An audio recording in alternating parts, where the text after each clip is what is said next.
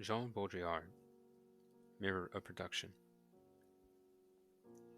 Magic and Labor.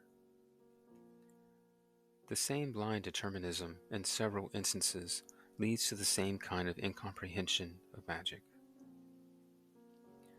For primitive man, labor is experienced and thought as the interior and indivisible unity of magic and technical knowledge. In other words, the Tropianders know that it is necessary to work in their gardens,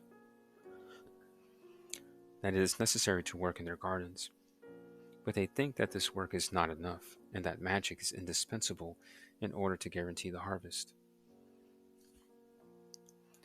Magic is basically only insurance on the productive forces of nature. By his magical practices, man thinks he can insert himself in the natural order's chain of necessary causalities. In nature, he sees forces that he spontaneously endows with human attributes. He conceives of it, by analogy with society, as a network of intentional relations, where the rituals and magical practices were designed to underhandedly influence these forces. This vulgar rewriting of magic is always dominated by the prejudice of a separated nature and man, a separated nature and society, then rethought by analogy and by the image of a primitive, naive, mischievous, rational, irrational, who compels nature to produce by transforming it through labor or manipulating it through signs. Projected here is the worst Western psychology, our own melange of rational pragmatism and superstitious obsession. It is hard to imagine for what mysterious reason, as Baudrillard says, control of forces could coexist with a rational operation, if not by his own magic of the interior and indivisible unity above. It is not true for archaic agriculture, as Vernon demonstrates in Travail et nature dans la Grèce ancienne, nor a fortiori for the primitive hunter or farmer. Like the Greek peasant, the primitive contributes much less to the harvest by his pains than by the periodic repetition of rites and festivals. Effort is not invested labor power, recovered many times over in value at the end of a production process. It is in a different form, as full of ritual as the exchange gift lost and given without economic calculation of return and compensation. And the fruits of the harvest are not its equivalent, as by an excess they maintain exchange, the symbolic coherence of the group with the gods and nature. Moreover, part of the harvest will immediately be returned as first fruits, and the process of sacrifice and consumption in order to preserve this symbolic movement.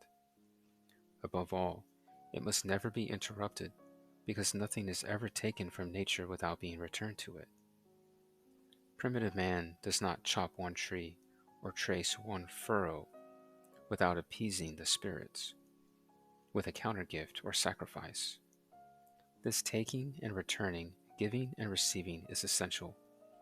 It is always an actualization of symbolic exchange through gods. The final product is never aimed for. There is neither behavior aiming to produce useful values for the group through technical means, nor behavior aiming at the same end by magical means. This is really why there is no scarcity. Scarcity only exists in our own linear perspective of the accumulation of goods. Here it suffices that the cycle of gifts and countergifts is not interrupted. And it is simply absurd to define primitive activity as abstract subjectivity or utility, or objective transformation, labor, or suppletory magic. Magic in the sense that we understand it as a direct objective appropriation of natural forces is a concept only negatively determined by our rational concept of labor.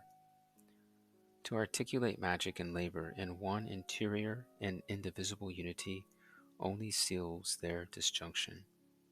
It ultimately disqualifies primitive symbolic practices as irrational in opposition to rational labor. As in the case of objects, a simple observation of historical decantation produces the materialist stage of the real domination of nature.